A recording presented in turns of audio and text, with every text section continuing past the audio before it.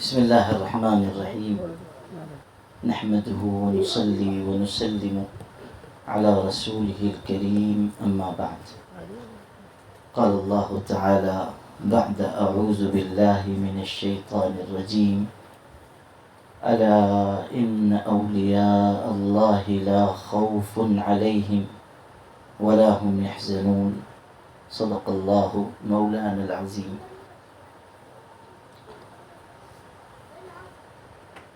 مخدوم گرامی مرتبت عظیم عالم ربانی و مصلح امت حضرت مولانا قاری عبدالستار صاحب دامت برکاتہم العالیہ، دیگر حضرات علماء کرام اور اب تمام قابل احترام حاضرین مجلس، یہاں پر میری حاضری کسی واعظ یا خطیب یا کسی بڑی ملی جماعت کے ذمہ دار کی حیثیت سے نہیں ہے. یہاں حاضری تو حضرت والا کی زیارت کے لیے اور ان کے قدموں میں بیٹھنے کے لیے اور ان کی دعا و توجہ اور ان کی نصیحت حاصل کرنے کے لیے ہے.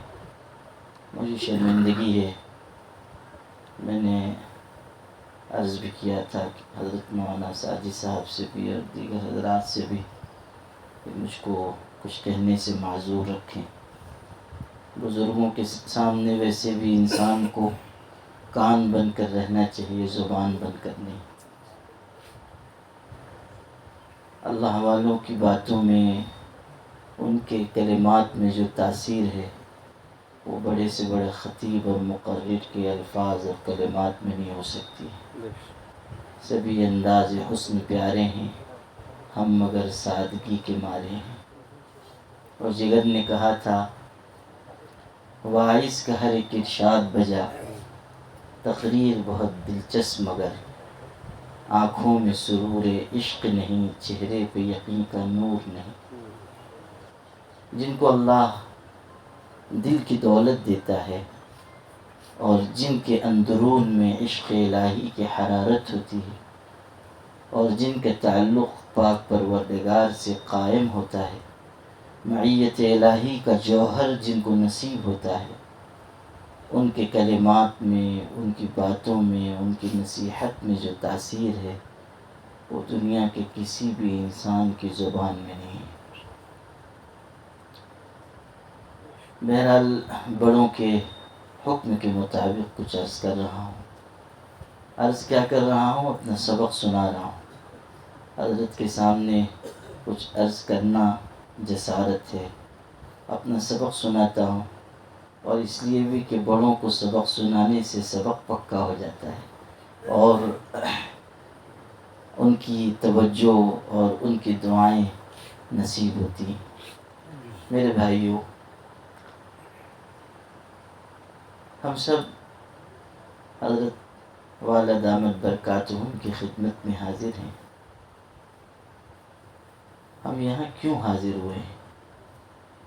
یہاں کسی عمارت کو دیکھنے کے لیے، کسی حسین و جمیل اور جاذب نظر اور پرشکو باغ کے نظارے کے لیے نہیں آئے ہیں. نہ ہم یہاں سے کچھ مال دنیا اور اسباب لینے آئے ہیں. ہمارے آنے کے لیے جو سبب کشش ہے وہ دولت ہے جو حضرت کے سینے میں ہے. حضرت شاہ ولی اللہ محدث دہلوی رحمۃ اللہ علیہ بسا اوقات جامع مسجد دہلی میں خطاب فرماتے ہوئے جوش میں آ کر یہ فرماتے تھے. مغلیہ بادشاہوں کا دور تھا تو کبھی جوش میں آ کر فرماتے شاہ ولی اللہ کے سینے میں وہ دولت ہے کہ مغلیہ بادشاہوں کے خزانے اس سے خالی ہیں. شاہ ولی اللہ کے سینے میں وہ دولت ہے. اللہ والوں کے پاس جو جوہر ہے بادشاہوں کے خزانے اس سے خالی ہیں. حضرت علامہ انور شاہ کشمیری کتنے بڑے عالم تھے، کتنے بڑے عالم، اتنے بلندی پر ان کا مقام ہے کہ دیکھنے کے لیے سر اٹھائیے تو ٹوپی نیچے گر جائے گی. یہ جہاں فانی ہے کوئی بھی شے لا فانی نہیں، پھر بھی اس دنیا میں انور شاہ کا ثانی نہیں۔ اسلام کی آخر کی 5 صدیوں میں اتنا بڑا عالم نہیں پیدا ہوا۔ 5 صدیوں میں، الفاظ سنیے گا، علامہ اقبال لاہور میں تعزیتی اجلاس کو خطاب کر رہے تھے، صدارتی تقریر کر رہے تھے حضرت علامہ کی وفات پر۔ اس میں ارشاد فرمایا کہ میری نگاہ میں اسلام کی تاریخ ہے، 5 صدیوں میں اتنا بڑا عالم نہیں پیدا ہوا۔ علامہ زاہد الکوثری جو بہت بڑے عالم مصر کے، انہوں نے یہی الفاظ استعمال فرمائے حضرت علامہ کے لیے۔ حضرت حکیم الامت مولانا اشرف علی تھانوی ان کے بارے میں کہتے تھے، مولانا انور شاہ کا وجود اس دور میں اسلام کی حقانیت کی دلیل ہے، اسلام کی حقانیت کی دلیل ہے۔ اللہ اللہ اللہ۔ علامہ انور شاہ کشمیری رحمۃ اللہ علیہ کا علم، ان کا فضل و کمال کس درجے کا، اور صرف علم نہیں عمل بھی کیسا، اللہ۔ سید عطا اللہ شاہ بخاری بر صغیر کے سب سے بڑے خطیب تھے اور حضرت کے عقیدت مند، حضرت علامہ کے۔ جب حضرت علامہ کا وصال ہوا، مولانا یوسف بن نوری رحمۃ اللہ علیہ اور دیگر حضرات نے ڈھابل تشریف لے گئے تھے عطا اللہ شاہ بخاری، ان سے کہا کہ حضرت علامہ کا وصال ہوا ہے، کچھ تعزیت میں کہہ دے۔ عطا اللہ شاہ بخاری نے صرف ایک جملہ کہا میں کیا تعزیتی کلمات کہوں، بس اتنا سن لو کہ صحابہ کرام کا قافلہ گزر رہا تھا، انور شاہ 1350 برس پیچھے رہ گئے، بس ایک جملہ کہا۔ حضرت علامہ انور شاہ کشمیری رحمۃ اللہ علیہ کا جو ذکر میں نے کیا وہ کس لیے وہ آپ کو سنانا ہے۔ حضرت علامہ نے ایک موقع پر ختم بخاری شریف کی مناسبت سے طلبہ کو نصیحت فرمائی، آخری درس دیا بخاری شریف کا، اس کے بعد چند نصیحتیں فرمائیں۔ ان نصیحتوں میں ایک بات یہ کہی، یہ مت سمجھنا کہ عالم ہو گئے ہو، کسی اللہ والے کے پاس جا کر رہو، تربیت میں وقت گزارو اور پھر جوش میں آ گئے، یہ جملہ سنانا تھا۔ جوش میں آ گئے اور فرمایا سنو، اللہ والوں کی جوتیوں میں لگے ہوئے ذرات بھی شاہان عالم کے قیمتی تاج سے بڑھ کر ہے۔ لا الہ الا اللہ۔ یہ ہے اللہ والوں کی شان، ان کا مقام ایسا ہے، ان کے سینے میں غیر معمولی دولت ہے، تعلق مع اللہ کی۔ بعض مشائخ سے منقول ہے، ارشاد فرمایا لو يعلم الملوك ما نحن فيه لجادلونا عليه بالسيوف، کہ ہمارے سینے میں جو دولت ہے، اگر بادشاہوں کو اس دولت و لذت کا پتہ چل جائے تو ہم پر لشکر لے کر چڑھائی کر دیں گے اس دولت کو چھیننے کے لیے۔ لو يعلم الملوك ما نحن فيه لجادلونا عليه بالسيوف۔ دنیا والوں کے پاس کیا ہے؟ اگر بنگلے ہیں، کاریں ہیں، مکانات ہیں، تخت و تاج ہیں، تو وہ اللہ کے تعلق کے اس جوہر اور دولت کے برابر کہا۔ اسی لیے کسی کہنے والے نے کتنی خوبصورت بات کہی تھی، عجیب شعر ہے، کہتے ہیں ان کو ساحل پہ بھی طغیانی ملی، اہل دنیا اور اہل اللہ، ان کو ساحل پہ بھی طغیانی ملی، ہم کو طوفانوں میں بھی ساحل دیا، ہم کو طوفانوں میں بھی ساحل دیا، دشمنوں کو عیش آب و گل دیا، دشمنوں کو عیش آب و گل دیا، دوستوں کو اپنا درد دل دیا، دوستوں کو اپنا درد دل دیا، دشمنوں کو عیش آب و گل دیا، مٹی پانی کے عیش میں لگا دیا، اور دوستوں کو اپنا درد دل دیا۔ یکے در باغ ترش و نامراد، یکے در کنج مسجد مست و شاد، یکے در باغ ترش و نامراد۔ ایک آدمی ہے مسجد کے گوشے میں بیٹھا ہے، اللہ کی یاد میں مست ہے، ایسی لذت اس کو مل رہی ہے کہ جس کو الفاظ میں بیان نہیں کیا جا سکتا۔ اور ایک آدمی ہے باغ میں ہے، عیش میں ہے، نعمتوں میں ہے، لذتوں میں ہے، لیکن ترش و نامراد ہے، اس لیے کہ دل کا سکون دنیا کے اسباب کے ذریعے نہیں، دل کا سکون صرف یاد الہی کے ذریعے ہے۔ کوئی مزہ مزہ نہیں، کوئی خوشی خوشی نہیں، خواجہ صاحب فرما رہے ہیں کوئی مزہ مزہ نہیں، کوئی خوشی خوشی نہیں، تیرے بغیر زندگی موت ہے، زندگی نہیں۔ اللہ کے ذکر کے بغیر، اللہ کی یاد کے بغیر، درد دل کی نعمت کے بغیر زندگی زندگی نہیں۔ اللہ والوں کو یہی جوہر من جانب اللہ ودیعت ہوتا ہے، ان کے دل جلوہ گاہ ربانی بنتے ہیں۔ حضرت نانوتوی کے الفاظ میں تجلی گاہ ربانی، مومنوں کے دل، اللہ والوں کے دل تجلی گاہ ربانی، اللہ تعالیٰ کی طرف سے انوار، برکات، عنایات اس دل پہ نازل ہوتے ہیں، اور اس دل کی بلندیوں اور اس کے پرواز کا کوئی اندازہ نہیں کر سکتا، اور اس دل کی وسعت کا بھی کوئی اندازہ نہیں کر سکتا۔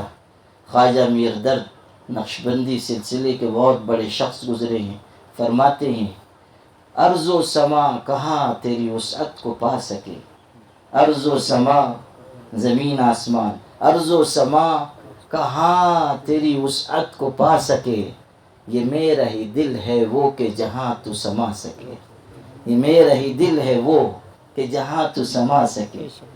مومن کا دل، اللہ والوں کا دل اللہ کی محبت کا مرکز بنتا ہے، اور یہ جو ان کے چہرے سے نور جھلکتا ہے وہ اسی نور الہی اور محبت الہی کی برکت ہوتی ہے، اور اللہ اس دل کو چن لیتا ہے، اللہ اس دل کو چن لیتا ہے۔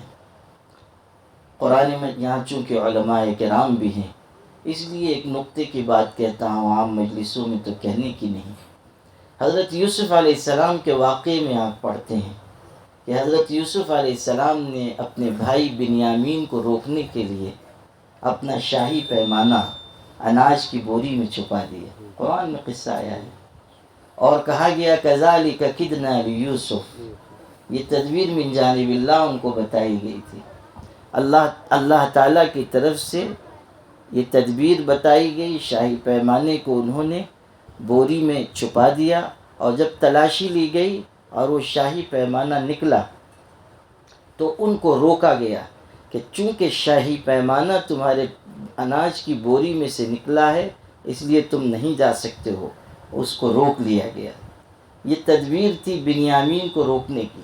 اصل تو یہ چاہا گیا کہ بنیامین کو حضرت یوسف علیہ السلام روک لیں، اس کے لیے شاہی پیمانے کو اناج کی بوری میں چھپایا گیا، تدبیر کی گئی، اور پھر اس تدبیر سے ان کو روکا گیا۔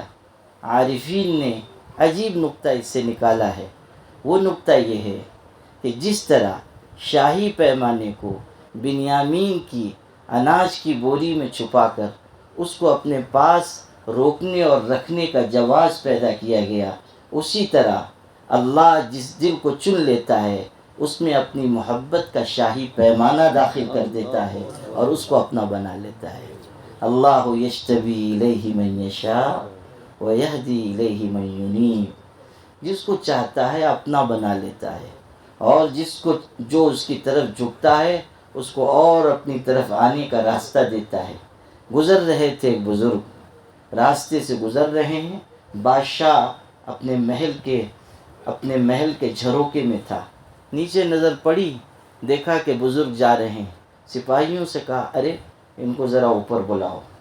تو اس زمانے میں ایک ٹوکری ڈالی جاتی تھی، رسے بندھے ہوئے ہوتے تھے، اس میں انسان بیٹھ جاتا تھا، اس کو کھینچا جاتا تھا، اس زمانے کی لفٹ وہ تھی، تو وہ لٹکایا گیا، ٹوکری کو لٹکایا گیا، بزرگ کو سوار کیا گیا، اوپر بلایا گیا۔ جب بزرگ اوپر پہنچے بادشاہ نے کہا آپ کو زحمت دی لیکن ایک بات پوچھنی تھی اس لیے زحمت دی، ایک سوال تھا۔ کہا کیا سوال ہے؟ اس بزرگ سے اس بادشاہ نے کہا میں آپ سے یہ پوچھنا چاہتا ہوں کہ اللہ تعالیٰ تک پہنچنے کا راستہ اور ذریعہ کیا ہے، کیسے انسان اللہ تک پہنچ سکتا ہے؟ سوال ہے اللہ تک کیسے پہنچا جا سکتا ہے، انسان اللہ تک کیسے پہنچ سکتا ہے؟ بزرگ نے فوراً جواب دیا، ویسے ہی جیسے میں تم تک پہنچا ہوں۔ جب تم نے چاہا ٹوکری نیچے بھیج کر مجھ کو اوپر بلا لیا۔ جب اللہ چاہتا ہے کسی بندے کو، وہ اس بندے کو اپنا بنا لیتا ہے۔ جب اللہ تعالیٰ چاہتا ہے کسی بھی بندے کو چن لیتا ہے، اپنا بنا لیتا ہے، اور صرف اپنا نہیں بناتا، اپنے بندوں کے دل میں اس کی محبت بھی ڈال دیتا ہے اور قلوب کو کشش عطا کرتا ہے۔ سارے گاؤں دیہات اور بستیاں چھوڑ کر اور عالی شان مکان چھوڑ کر آپ اس چھپر کے مکان میں کیوں آ کر بیٹھے ہیں؟ آپ آئے نہیں ہیں، خدا نے آپ کو پہنچایا ہے۔ ہم آئے نہیں ہیں، خدا نے کشش پیدا کی ہے۔ ان الذین آمنوا وعملوا الصالحات سیجعل لهم الرحمن ودا، جو ایمان و عمل صالح کے راستے پہ چلتا ہے اللہ اس کے لیے محبت پیدا کرتا ہے۔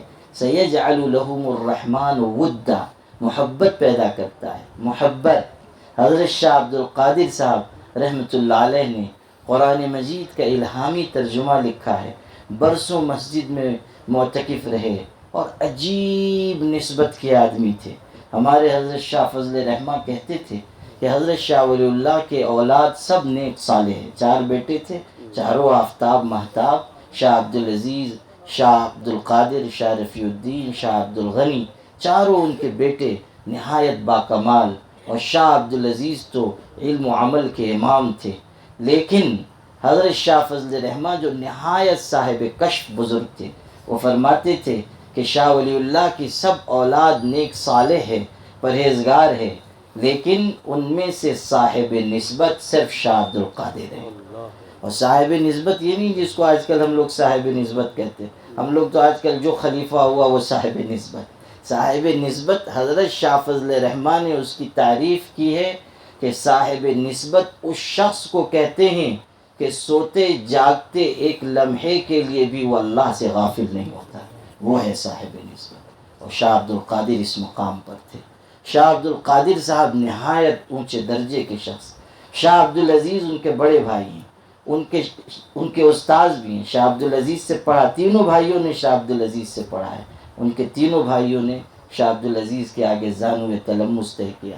تو شاہ عبد القادر بھی شاگرد تھے، لیکن شاہ عبدالعزیز بھی ان کو اتنا مانتے تھے اور اتنی قدر تھی کہ رمضان کی جب پہلی رات ہوتی، اپنے کسی شاگرد کو بلاتے اور کہتے جاؤ عبد القادر کی مسجد میں دیکھ کر آؤ کہ آج 1 پارہ پڑھتے ہیں یا 2 پارے پڑھتے ہیں۔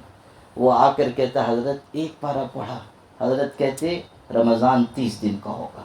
اور اگر وہ آ کر کہتا 2 پارے پڑھے، کہتے رمضان 29 کا ہوگا۔ اور کبھی ایسا نہیں ہوا کہ اس معمول میں کے خلاف ہو گیا۔ جس رات کو رمضان کی پہلی رات کو اگر 2 پارے پڑھے رمضان 29 دن کا، اور اگر 1 پارہ پڑھا رمضان 30 دن کا۔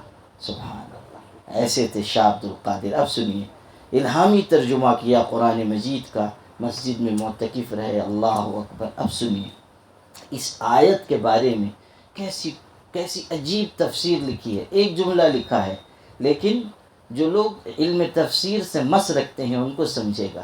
ارشاد فرمایا سیجعل لهم الرحمن ودا، اللہ محبت ڈالتا ہے، محبت پیدا کرتا ہے۔ ارشاد فرمایا ہے کہ یا تو اللہ اپنی محبت ان کو دیتا ہے، یا ان کی محبت اپنے ہاں قائم کرتا ہے، یا خلق خدا کے دلوں میں ان کی محبت ڈال دیتا ہے۔ یہ سب اس میں داخل ہے۔ ان الذین آمنوا وعملوا الصالحات سیجعل لهم الرحمن ودا۔ آپ دیکھیں اہل اللہ کی محبت ایسی کائنات میں پھیلتی ہے کہ بادشاہ نے وقت بھی آ کر حاضری دے رہے ہیں۔ حضرت شاہ مظہر جانے جانا دوپہر کے وقت قیلولہ فرما رہے ہیں، دہلی کا بادشاہ حاضر ہوا، خادم سے کہا اندر جانا ہے۔ اس نے کہا حضرت آرام کر رہے ہیں، اجازت نہیں ہے۔ اس نے کہا جانتے نہیں ہوں میں بادشاہ ہوں۔ کہا آپ دہلی کے بادشاہ ہیں، اس کٹیا کے بادشاہ نہیں ہیں، یہاں حضرت کا حکم چلے گا، آپ کا نہیں۔ اس نے ذرا زور سے کچھ کہا، ظاہر ہے کہ بادشاہ تھا تو غصہ ہونے لگا۔ آواز اندر تک پہنچی، حضرت نے کہا کون ہے؟ کہا بادشاہ سلامت۔ کہا آنے دو۔ گئے یہ اندر، تو ذرا غصہ تو تھا ہی۔ اندر گئے تو بڑی لطیف شکایت کی مصرع پڑھ کے، فارسی میں مصرع پڑھا کہا درے درویش را درباں نباید، فقیر کے دروازے پہ چوکیدار اچھا نہیں لگتا ہے۔ بادشاہ کے دروازے پہ دربان ہو، چوکیدار ہو تو ٹھیک، لیکن درویش اور فقیر کے دروازے پہ دربان کا کیا کام؟ تو حضرت بھی شاعر تھے، اگلا مصرع انہوں نے خود اپنی طرف سے پڑھا، فرمایا بے بایت تا سگے دنیا نیایت، کہ دربان یہاں بھی ہونا ضروری ہے، فقیر کے دروازے پہ بھی دربان ضروری ہے، تاکہ تمہاری طرح کے دنیا کے کتے منہ اٹھا کے اندر نہ چلے آئے۔ بے بایت تا سگے دنیا نیایت، اللہ اللہ اللہ، کیا شان بے نیازی ہے، کیا شان درویشی ہے۔ چرچا بادشاہوں میں ہے تیری بے نیازی کا، اقبال کہاں سے سیکھی ہے تو نے یہ درویشی، کہ چرچا بادشاہوں میں ہے تیری بے نیازی کا۔ بڑے بڑے بادشاہ اہل اللہ کے آگے جھک رہے ہیں، ان کی بارگاہ میں حاضر ہو رہے ہیں، کیوں؟ اللہ تعالیٰ محبت پیدا کرتا ہے، اور جو جوہر ان کے پاس ہے وہ اوروں کے پاس نہیں۔ وہ جوہر کیا ہے؟ یہی اللہ سے تعلق، اللہ تعالیٰ کی معیت، اللہ کی نصرت، خدا کے دربار میں ان کی پوچھ۔ اسی لیے ارشاد ہے الا ان اولیاء اللہ لا خوف علیہم ولا هم یحزنون، اولیاء کی شان بہت بلند، نہ ان پر کوئی خوف ہوگا نہ وہ غمگین ہوں گے۔ بتایا جا رہا ہے کہ اولیاء کو اللہ نے بلندی عطا کی ہے، اولیاء کو اللہ نے مقام محبت و محبوبیت دیا ہے، اولیاء کی اللہ تعالیٰ کی نگاہ میں قدر ہے، عظمت ہے۔ کہتے ہیں کہ کوئی نوجوان تھا، وہ اپنی محبوبہ کو ساتھ لے کے راستے سے گزر رہا ہے، ایک بزرگ سامنے سے چلے آ رہے تھے، اللہ والے، اللہ سے تعلق رکھنے والے۔ بارش کا زمانہ تھا، ان کا پیر غلطی سے کیچڑ پہ پڑ گیا، وہ کیچڑ اڑ کر اس لڑکی پہ چلا گیا۔ وہ نوجوان غصہ ہو گیا اور اس نے ایک تماچا ان بزرگ کو مارا، گالی بھی دی، برا بھی کہا۔ حضرت اللہ والے تھے، نیک تھے، بزرگ، وہ تحمل کے ساتھ آگے بڑھ گئے، لیکن وہ ادھر بڑھے، یہ جوڑا ادھر بڑھا، چند قدم آگے گیا وہ جوان کہ اچانک غش کھا کر گرا۔ لوگ دوڑ کر آئے، سمجھے کہ بے ہوش ہوا، قریب جا کر دیکھا تو مر گیا، فوت ہو گیا۔ اب بھاگے ان بزرگ کے پاس کہ آپ نے بد دعا دے دی، مر گیا، بد دعا دے دی، مر گیا۔ ان بزرگ نے کہا اس نے ہم پر زیادتی تو کی، لیکن ہم نے کوئی بد دعا نہیں دی، مگر بات یہ ہے اس نے اپنی محبوبہ کے لیے ہم کو مارا تھا، تو ہم بھی تو کسی کے محبوب ہیں، ہم بھی تو کسی کے محبوب ہیں، ہم بھی تو کسی کے محبوب ہیں۔ اللہ اللہ اللہ، یہ ہے اولیاء اللہ کی شان، یہ ہے اولیاء اللہ کا اللہ تعالیٰ کی ہاں مقام۔ حضرت میاں منع شاہ آپ کے یہیں قریب دیوبند میں فروکش تھے، نہایت نیک، فرشتہ صفت، نہایت پاکیزہ۔ لوگ کہتے تھے اس آدمی کو گناہ کا خیال بھی نہیں آتا ہے، ایسے بھولے بھالے، سبحان اللہ۔ حالت یہ تھی کہ دعا کے لیے ہاتھ اٹھایا، دعا کر دی، اللہ کے ہاں مقبول، اللہ کے ہاں مقبول۔ مشہور تھا کہ حضرت دعا کر دیں بس کام مکمل۔ ایک مرتبہ ایسا ہوا کہ حضرت میاں منع شاہ کی خدمت میں ایک صاحب آئے، کہنے لگے ایک صاحب سے ہمارا مقدمہ چل رہا ہے اور آپ دعا کر دیں کہ میں جیت جاؤں۔ حضرت نے کہا اللہ تم کو کامیاب کرے، جاؤ کامیاب ہو جاؤ گے۔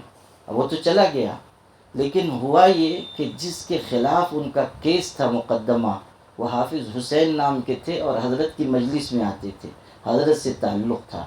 اب ان کو خبر لگی، وہ ذرا تیز مزاج کے بھی تھے، ان کو خبر لگی کہ حضرت نے اس کو دعا دے دی، بس وہ آئے جلال میں، کہنے لگے اجی حضرت عجیب بات ہے، مجلس میں ہم آتے ہیں، محبت ہم کرتے ہیں، آپ کی خدمت ہم کرتے ہیں، دعا اس کو دے دی، اور اب آپ نے دعا کر دی، اب تو وہی جیتے گا۔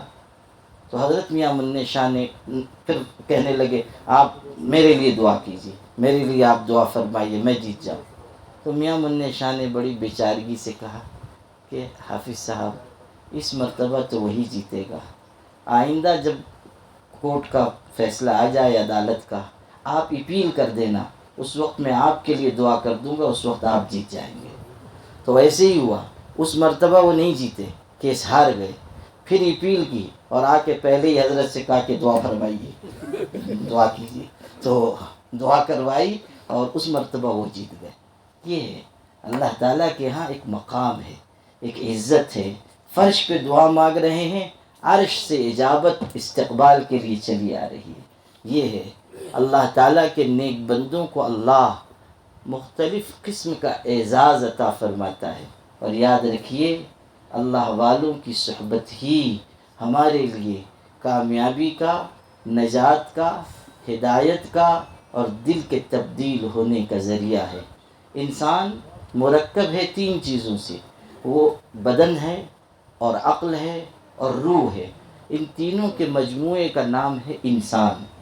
جب بدن بھی ہے اور روح بھی ہے اور انسان کی عقل بھی ہے تو لازم تھا کہ تینوں کے لیے اللہ تعالیٰ کی طرف سے کچھ انتظام ہو. تو اللہ نے بدن کی مصلحت کے لیے اسلام کو رکھا، اور اللہ نے عقل کی مصلحت کے لیے ایمان کو رکھا، اور اللہ نے انسان کی روح کو بلند کرنے کے لیے احسان کو رکھا.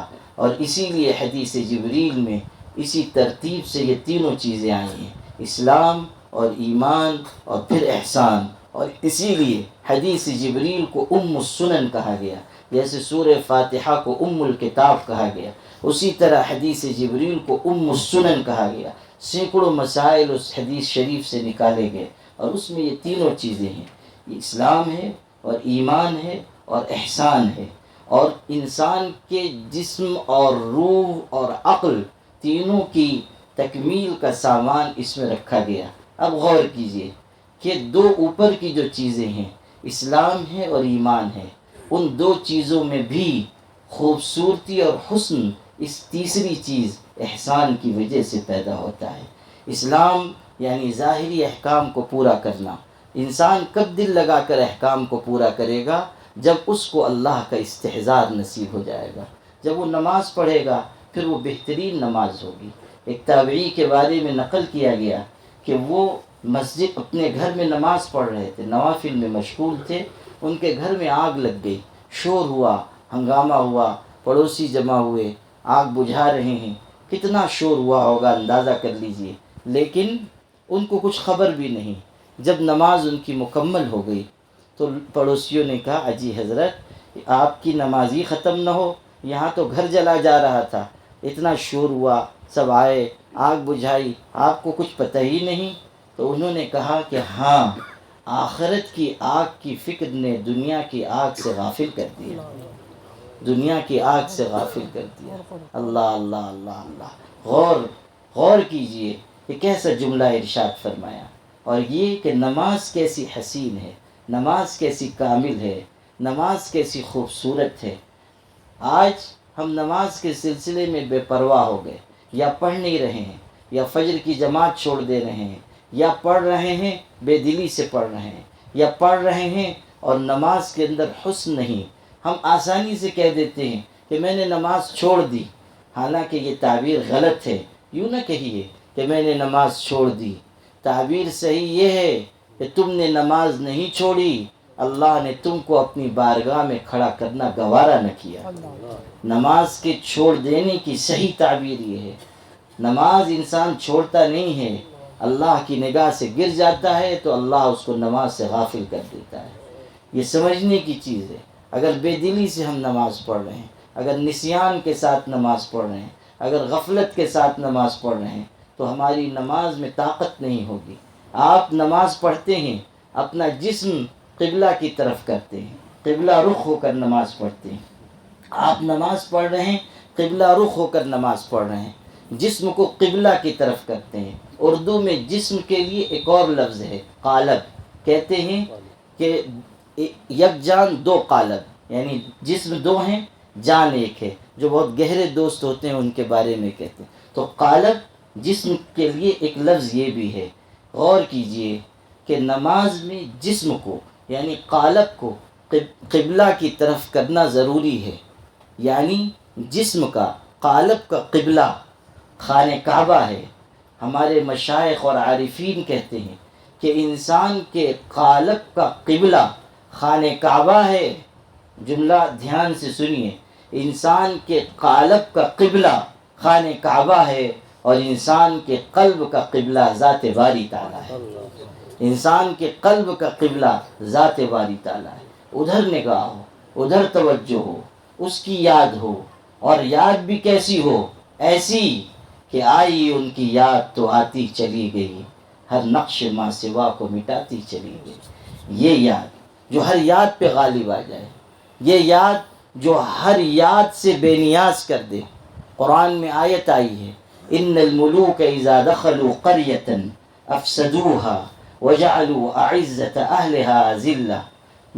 حضرت سلیمان اور ملکہ سبا کے بارے میں آیت ہے، اس میں یہ ہے کہ بادشاہ جب کسی بستی میں داخل ہوتے ہیں تو وہاں تباہی مچا دیتے ہیں، افسدوها، تہس نہس کر دیتے ہیں، اور وہاں رہنے والے عزت داروں کو ذلیل کر دیتے ہیں۔ آپ آیت کا مفہوم پہلے سمجھ لیجئے، بادشاہ جب کسی بستی میں جاتے ہیں وہاں تباہی مچا دیتے ہیں اور وہاں کے عزت داروں کو ذلیل کر دیتے ہیں، مغلوب کر دیتے ہیں، جو غالب ہیں ان کو مغلوب کر دیتے ہیں۔ آیت جس سیاق و سباق میں بھی آئی ہے، لیکن اس آیت سے معرفت کا ایک نقطہ نکلتا ہے، اور وہ معرفت کا نقطہ یہ ہے کہ جس طرح انسانوں کا ایک بادشاہ ہوتا ہے، جس طرح انسانوں کا ایک بادشاہ ہوتا ہے، اسی طرح ذکر کا بھی بادشاہ ایک ہے، اور ذکر کا بادشاہ اللہ کا ذکر ہے۔ ہر ذکر بہت سے ہوتے ہیں، انسان کا ذکر، حیوان کا ذکر، کاروبار کا ذکر، دکان کا ذکر، مکان کا ذکر، لیکن اس سارے ذکر کا بادشاہ جو ہے وہ اللہ کا ذکر ہے۔ غور کیجئے، جب دنیا کا ظاہری بادشاہ کسی بستی میں جاتا ہے وہ تباہی مچا دیتا ہے اور غالب کو مغلوب کر دیتا ہے، اسی طرح جب ذکر کا بادشاہ اللہ کا ذکر کسی کے دل میں داخل ہو جاتا ہے تو وہ غیر اللہ کو اس کے دل سے خارج کر دیتا ہے، وہ غیر اللہ کو اس کے دل سے باہر نکال دیتا ہے۔ در المعارف حضرت شاہ غلام علی دہلوی کے ملفوظات ہیں، اس میں ارشاد فرمایا، ان کا ارشاد نقل کیا ہے کہ جب گلاس خالی ہوتا ہے اس میں ہوا بھری رہتی ہے، جب اس میں شربت ڈالو، دودھ ڈالو، پانی ڈالو، وہ ہوا نکل جاتی ہے۔ جب تک گلاس خالی ہوتا ہے اس میں ہوا بھری رہتی ہے، جب اس میں شربت ڈالو گے، دودھ ڈالو گے، پانی ڈالو گے، ہوا نکل جائے گی، اب شربت آ گیا۔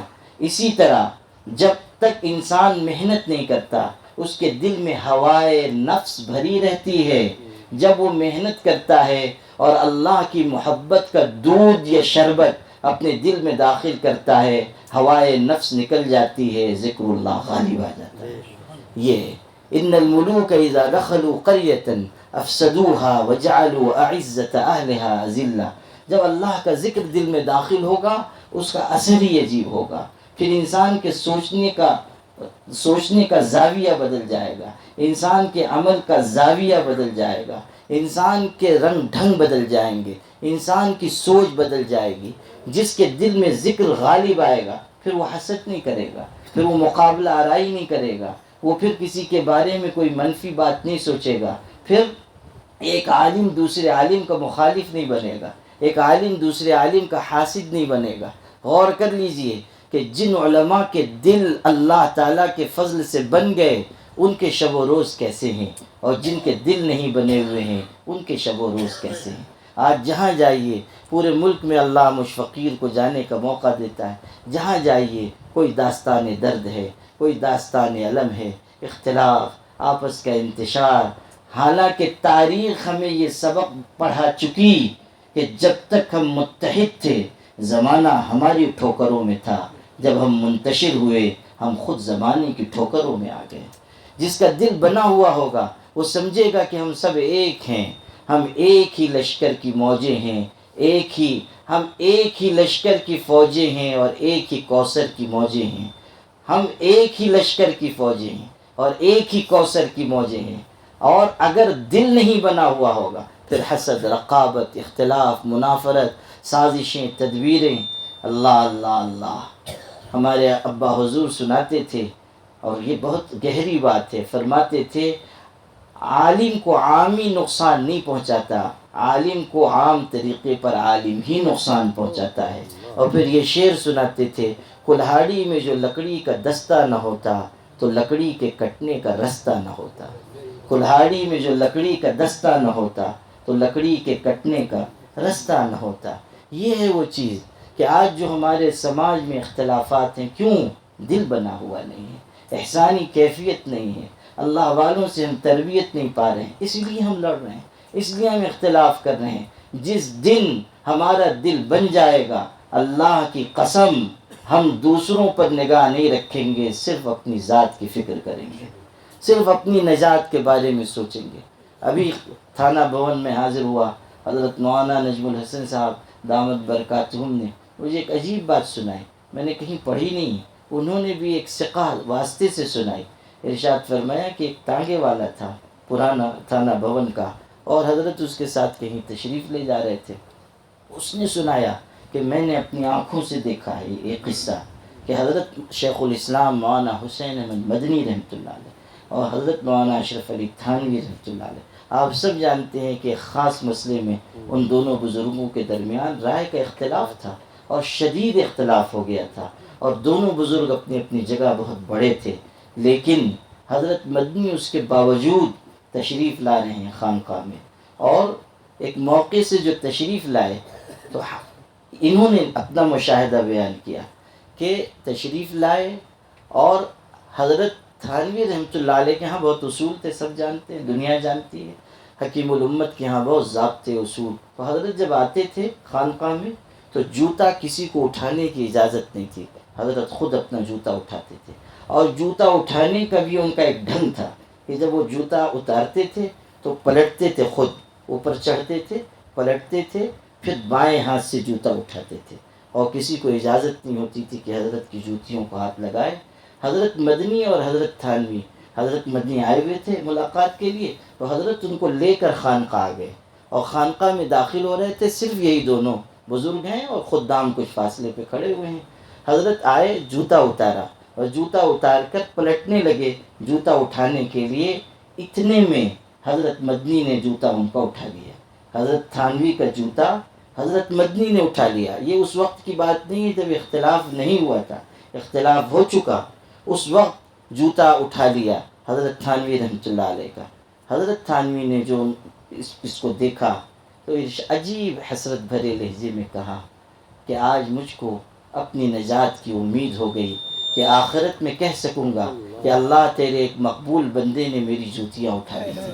اللہ اللہ اللہ اللہ، اپنی نجات کے بارے میں کتنے فکر مند ہیں، اعمال کا ذخیرہ ان کے پاس تھا، کیا کیا نہ تھا ان کے پاس، لیکن کس قدر اپنی نجات کے بارے میں فکر مندی ہے۔ حضرت شاہ عبد القادر رائے پوری رحمۃ اللہ علیہ حضرت کی خدمت میں حاضر ہوئے تھے، بہت بعد، وہ تو فنائیت کا مجسم پیکر تھے، سبحان اللہ۔ حضرت نے کہا آ جائیے، انہوں نے کہا جی نہیں، میں نیچے بیٹھوں گا۔ حضرت نے کہا پھر میں نیچے آ جاتا ہوں، تو پھر وہ آئے اوپر، سکڑ سمٹ کے بیٹھ گئے، بات ہونے لگی، لمبی گفتگو ہے، نقل کرنے میں وقت ہو جائے گا، صرف ایک ٹکڑا سناتا ہوں کہ جب ملاقات پوری ہو گئی، وہ زمانہ حضرت کا آخری زمانہ تھا، علالت شروع ہو چکی تھی، اور اٹھنے میں ذرا دقت ہوتی تھی، لیکن اصول یہ تھا کہ کوئی مجھ کو سہارا نہیں دے گا، میں خود سے اٹھوں گا۔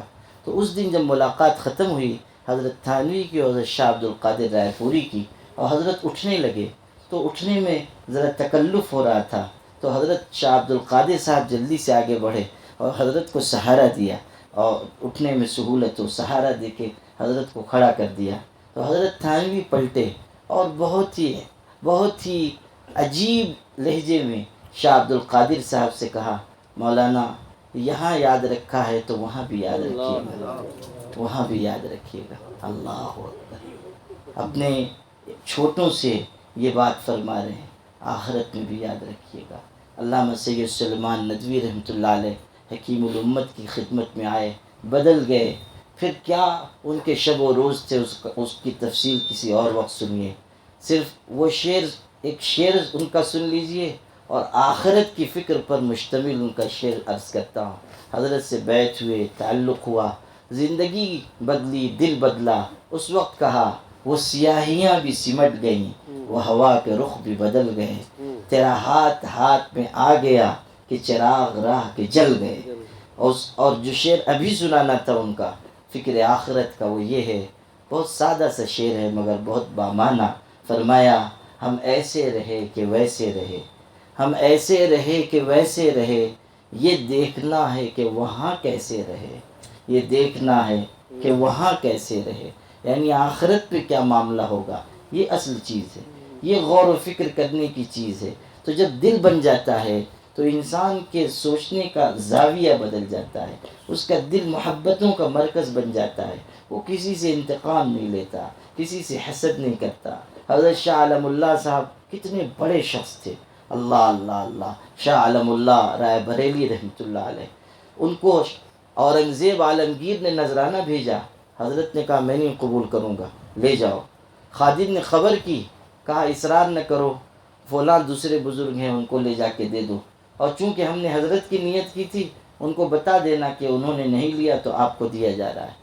اب وہ نذرانہ پیش ہوا ان بزرگ کو، اور کہا گیا کہ شاہ عالم اللہ صاحب کے لیے حضرت اورنگزیب نے بھیجا تھا، انہوں نے رد کر دیا، اور آپ کو بھیجا ہے، آپ قبول فرمائیں۔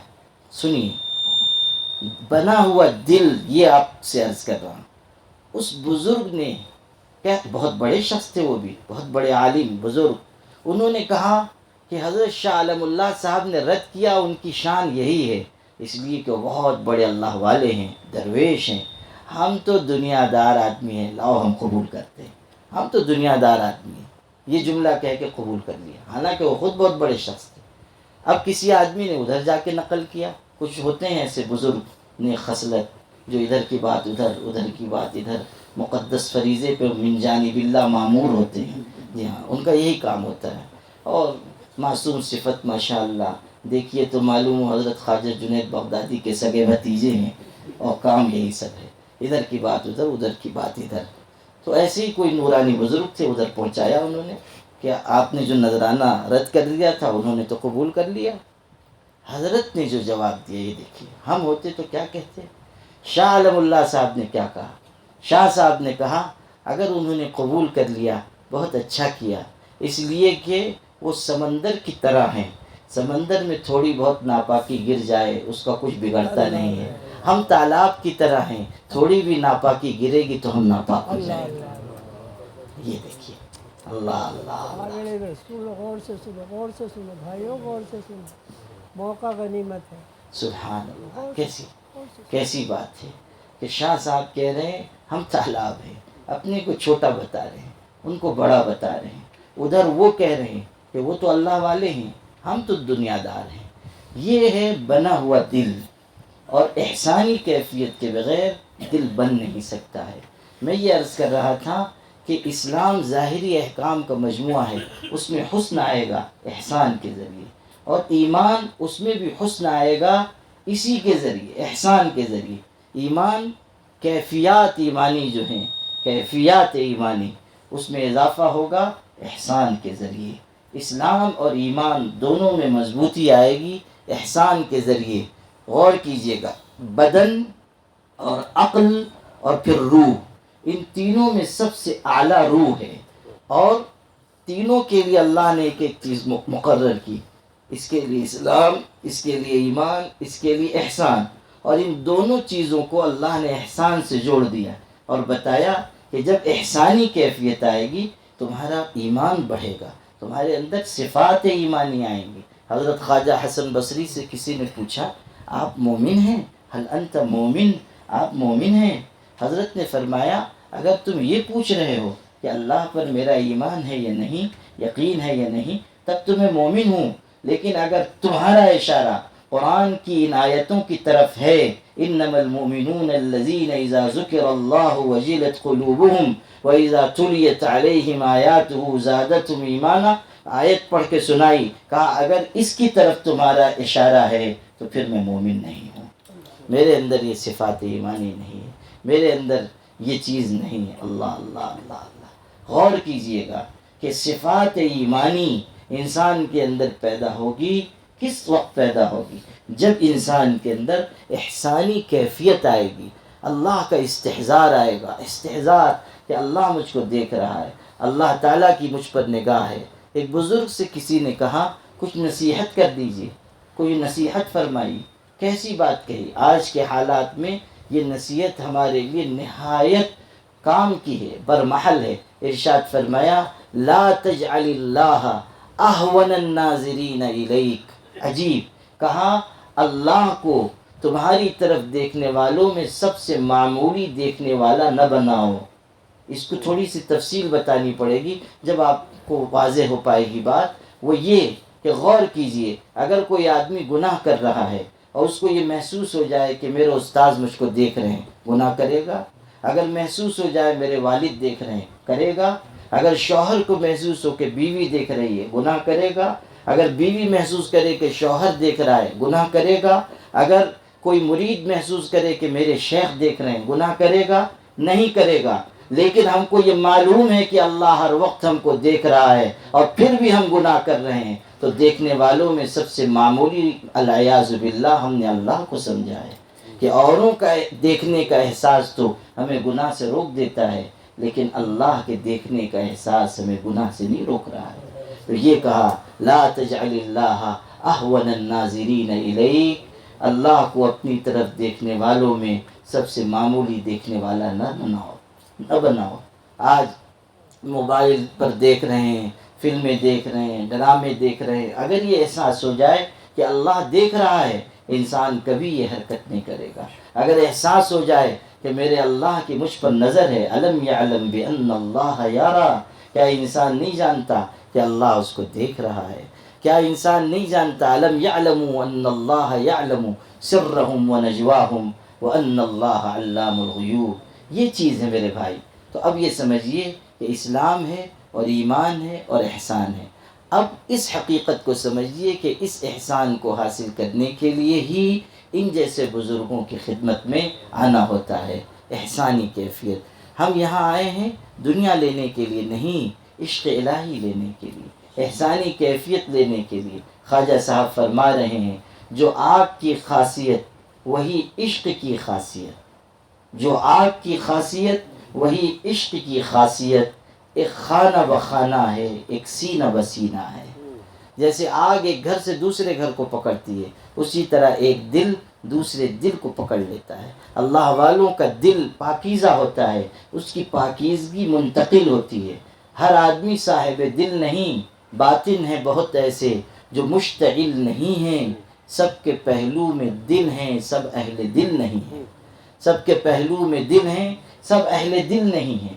اہل دل سے تعلق جوڑنے میں ہمارے لیے احسانی کیفیت کے پیدا ہونے کا سبب اللہ نے چھپایا ہے۔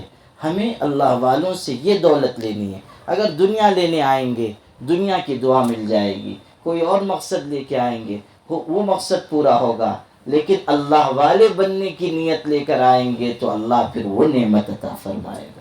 حضرت شیخ عبد القادر جیلانی کے بارے میں ہے، جوانی کے زمانے میں ایک بزرگ کی زیارت کے لیے جا رہے تھے، دو لوگ اور ساتھ میں ہو گئے، وہ بھی جا رہے تھے زیارت ہی کے لیے، آپس میں بات ہونے لگی، یہ بالکل نو عمر تھے۔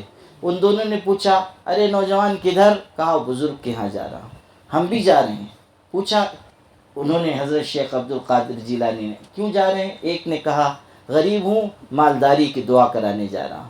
دوسرا عالم تھا اور مغرور تھا، اس نے کہا سنا ہے بڑے بزرگ ہیں، شہرت ہے، میں تو جا رہا ہوں دیکھوں کہ کچھ علم بھی آتا ہے کہ نہیں، سوال کروں گا، پوچھوں گا، تو امتحان کے لیے جا رہا تھا۔ پھر ان دونوں نے ان سے پوچھا آپ کیوں جا رہے ہیں؟ جوان تم کیوں جا رہے ہو؟ انہوں نے کہا میرا تو بس ایک مقصد ہے، ان کے دیدار سے اللہ راضی ہو جائے، ان کی صحبت سے مجھے خدا کی محبت مل جائے، بس اپنی اصلاح کے لیے جا رہا ہوں۔ اب تینوں چلے، ان بزرگ کے پاس پہنچے، وہ بڑے صاحب کش بزرگ تھے۔ جیسے یہ لوگ گئے، سلام مصافحہ ہوا، حضرت نے فرمایا ارے تو آیا ہے دعا کرانے، غریب ہے، مالداری کی دعا کے لیے آیا ہے، جا دعا کرتا ہوں تجھ کو خدا مال دے، اور سن اللہ تجھ کو مال دے گا، میں دیکھ رہا ہوں تو سونے چاندی کے ڈھیر کے درمیان بیٹھا ہوا ہے، جا۔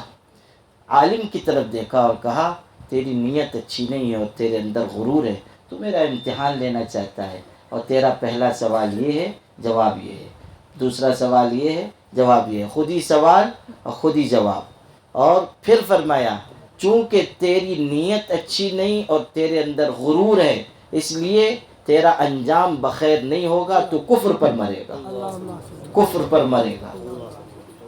اور واپس کیا، اور پھر حضرت شیخ عبد القادر جیلانی سے کہا بیٹا تو بہت اچھی نیت لے کے آیا ہے، اور تجھ کو ترقی ہوگی، اور میں دعا کرتا ہوں اللہ تجھ کو آگے بڑھائے، اور ایک دن آئے گا کہ تو اپنا پیر آگے بڑھا کے کہے گا کہ میرا یہ پیر دنیا کے سب اولیاء کی گردن پر ہے، اللہ تجھ کو اس مقام تک لے جائے گا۔ اور ایسے ہی ہوا، وہ تنگ دست کچھ دن میں امیر ہو گیا۔ یہ چونکہ مباحثے مناظرے کا شوقین تھا، اور مغرور بھی ایک دن گیا عیسائیوں سے مناظرے کے لیے، ہار گیا، عیسائی بن گیا، اسی پر موت آئی۔ اور حضرت شیخ عبد القادر جیلانی بڑھے اور بڑھتے چلے گئے، یہاں تک کہ وہ وقت آیا کہ ایک دن بغداد کی جامع مسجد میں تقریر کر رہے تھے، جوش میں آ کے قدم آگے بڑھایا اور کہا قدمی حاضی علی رقبت کل اولیاء اللہ۔ اس مجلس میں ہزاروں کا مجمع ہوتا تھا حضرت کے ہاں، اس مجلس میں 400 اولیاء تھے، سب نے گردن جھکا دی۔ اور حضرت تھانوی کے مواعظ میں ہے جہاں جہاں دنیا میں اولیاء تھے سب تک وہ آواز پہنچی، سب نے گردن جھکا دی، یہاں تک کہ خواجہ خواجگاں حضرت خواجہ معین الدین چشتی اجمیری نے بھی آواز سنی، گردن جھکائی اور ارشاد فرمایا بل علی رأسی وعینی، آپ کا قدم ہماری گردن پہ نہیں سر آنکھوں پر ہے، اللہ نے آپ کو یہ عزت دی ہے۔ سبحان اللہ، سبحان اللہ، کیا شخص تھے۔ یہ ہے کہ اگر جائیں گے اللہ والا بننے کے لیے وہ نعمت ملے گی، نیت اچھی ہوگی اسی اعتبار سے برکت ہوگی۔ بس اب آخری ایک بات کہہ کے اپنی بات مکمل کر دیتا ہوں۔ اللہ والوں کے ہاں اچھی نیت کے ساتھ ہم جائیں، جاتے رہیں، مخلصانہ حاضری دیں، والہانہ تعلق رکھیں، کوئی ہمارے نیت میں آمیزش نہ ہو۔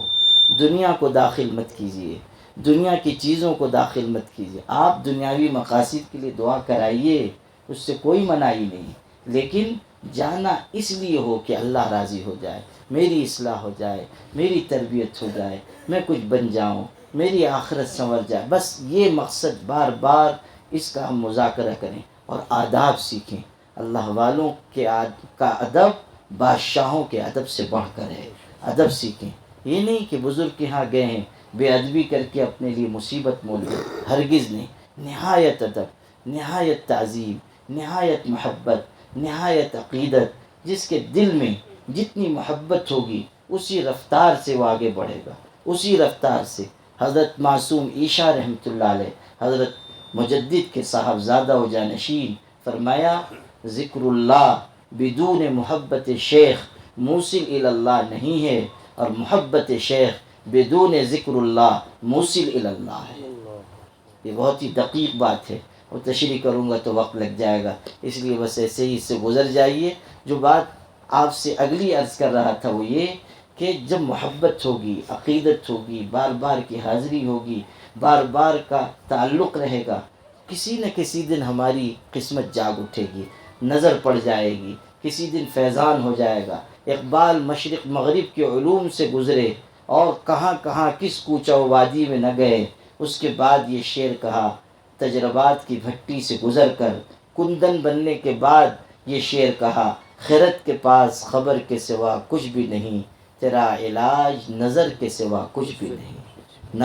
نظر ہے علاج، اللہ والوں کی نگاہ کا فیضان۔ حضرت خواجہ ابراہیم ابن ادہم رحمۃ اللہ علیہ راستے سے گزر رہے ہیں، راستے کے کنارے ایک شرابی مدہوش پڑا ہوا ہے، نوجوان ہے، کپڑے خراب ہیں، قے ہو گئی ہے، مکھیاں بیٹھ رہی ہیں، کتے ارد گرد ہیں۔ حضرت کیسا پاکیزہ دل تھا، محبت بھرا دل۔ قریب چلے گئے، کہیں سے پانی لے کے آئے، چہرہ صاف کیا، کپڑے صاف کیے، وہیں بیٹھ گئے۔ اللہ والے گناہ سے نفرت کرتے ہیں، گنہگار سے نفرت نہیں کرتے۔